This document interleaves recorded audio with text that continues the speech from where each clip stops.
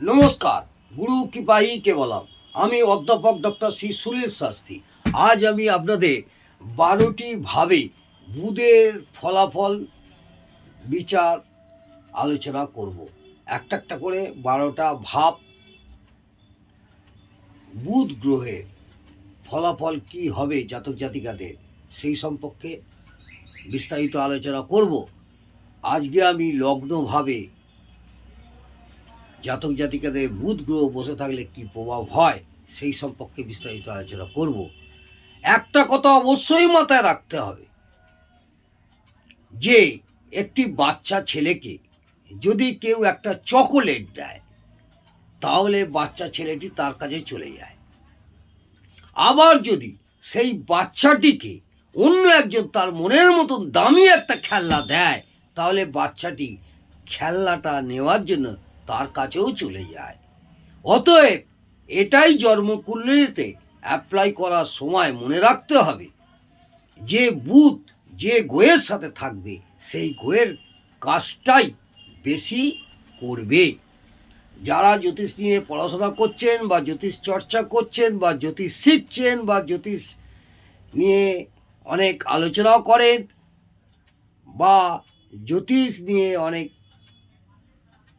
আগ্রহ, তাদের সুবিধার্থে আমি বলবো এই কথাটা মনে রাখবেন।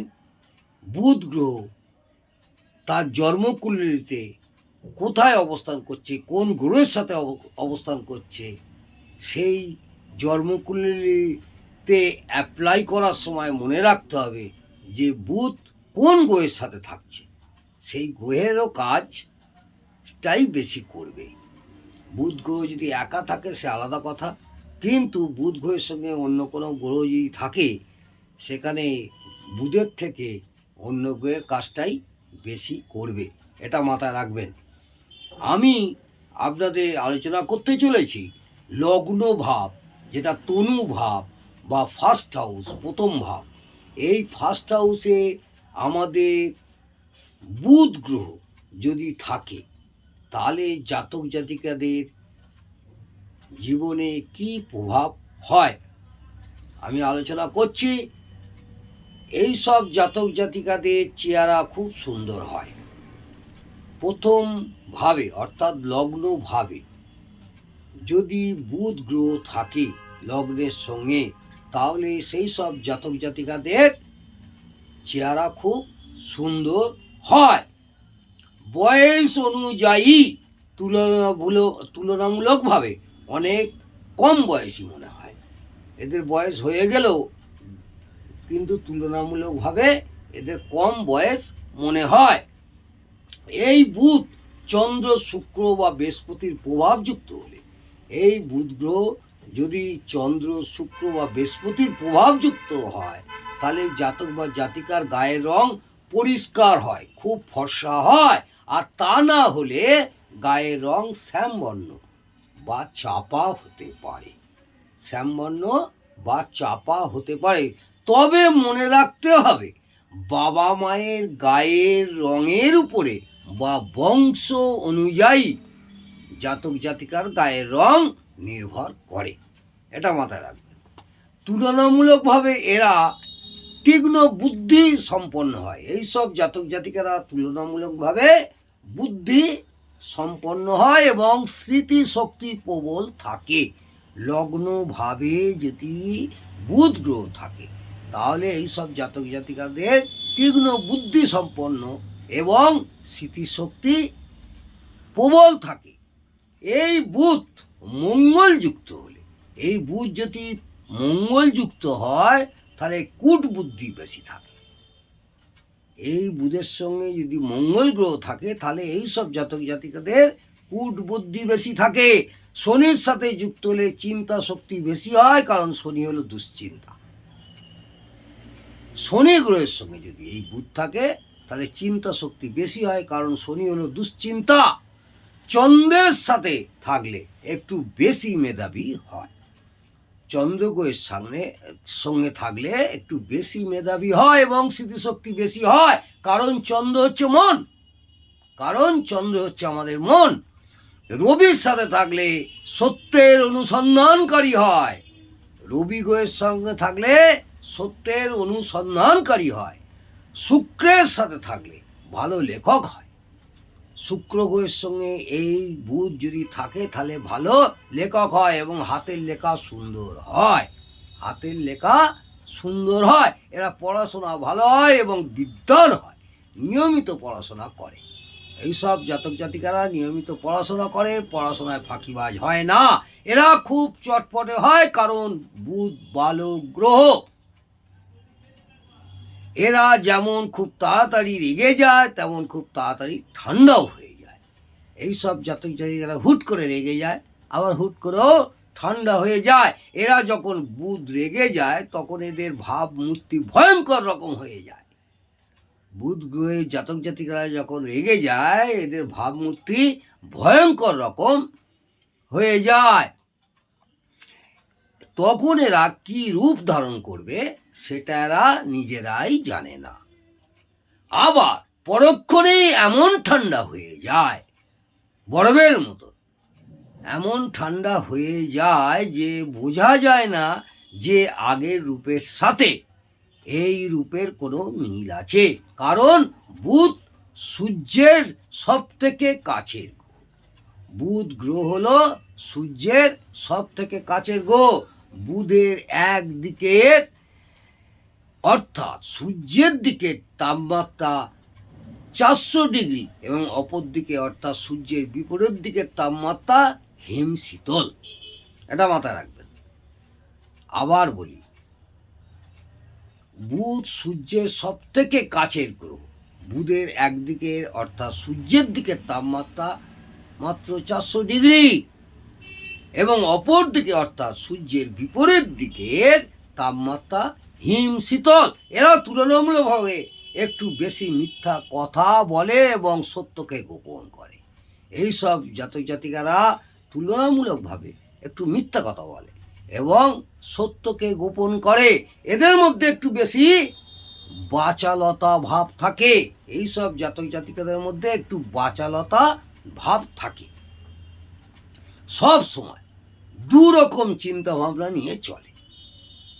এরা সব সময় দু রকম চিন্তা ভাবনা নিয়ে চলে।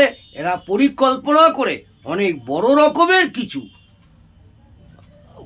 বড় রকমের কিন্তু সেটা বড় রকমের কিন্তু সেটা সফলতা হয় না। এরা পরিকল্পনা করে অনেক বড় রকমের, এরা অনেক বড় বড় পরিকল্পনা করে, কিন্তু সেটার সফলতা হয় খুব কম, হয় না বললেই চলে। একসঙ্গে অনেকগুলো কাজ করে ফলে শেষ পর্যন্ত চালিয়ে নিয়ে যেতে পারে না। একসঙ্গে অনেকগুলো কাজ সব তাড়াহুড়ো করবে, করে লাস্ট পর্যন্ত সেটা সফল হয় না। তবে এই বুধের যদি শুভ বৃহস্পতির সাথে সম্পর্ক হয়, এই বুধ গ্রহের সঙ্গে শুভ বৃহস্পতির সাথে সম্পর্ক স্থাপন হয়, তাহলে উচ্চ জ্ঞান প্রাপ্তি ঘটে। এই দেবগুরু এই বুধের সঙ্গে দেবগুরু বৃহস্পতির সাথে সম্পর্ক স্থাপন হয়, তাহলে উচ্চ জ্ঞান প্রাপ্তি ঘটে বা পরিকল্পিত বিষয়গুলি পরিপূর্ণতা লাভ করে। এই বুধ শুভ অবস্থা থাকলে এদের মধ্যে সরলতা থাকে। এই বুধ যদি শুভ অবস্থা থাকে এদের মধ্যে সরলতা থাকে, উদারতাও থাকে, যেন মনে হয় বিনয়ের অবতার।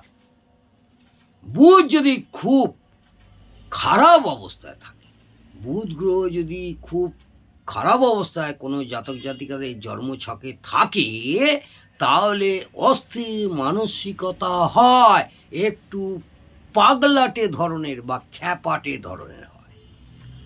আপনার রাস্তাঘাটে অনেক ছেলেদেরই দেখে থাকবেন একটু পাগলাটে ধরনের বা খ্যাপাটে ধরনের হয়। একটুতেই রেগে যায়, একটু রাগিয়ে দিলে খেপে যায়। এরা হিসাব করতে পারদর্শী হয় এবং সব কিছু হিসাব করে চলতে ভালোবাসে। এদের লেখালেখি করার ক্ষমতা থাকে, অনুকরণ করার ক্ষমতা ও মানসিকতাও বেশি থাকে। বন্ধু সার্কেল বড় হয়, এরা একটু বেশি বিশ্বাসঘাতকও হয়। এরা একটু বেশি বিশ্বাসঘাতকতাও হয়। এই বুধ যদি পাপদৃষ্ট, পাপপীড়িত, পাপ মধ্যগত বা দুস্থানগত, শত্রু গৃহগত বা দুস্থানপতি হয়, বাদক স্থানে থাকে বা বাদকপতি হয়, নিচস্থ বা নাশস্থ হয়, অশুভ অ্যাসপেক্টে থাকে, ষোড়শ বর্গে বল কম পায়, তখন সমস্ত শুভত্বের পার্সেন্টেজ অনেকটাই কমবে। আবার কিছু কিছু ক্ষেত্রে খুব অশুভ হলে উল্টো ফলও দিতে পারে। অর্থাৎ উপযুক্ত ফলগুলো কতটা কার্যকর হবে সেটা বুধের শুভত্ব ও অশুভত্বের উপরে নির্ভর করছে।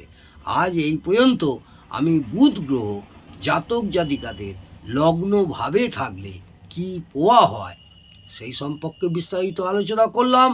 আমি প্রত্যেক দিন আপনাদের শিক্ষামূলক আলোচনা নিয়ে আলোচনা করব।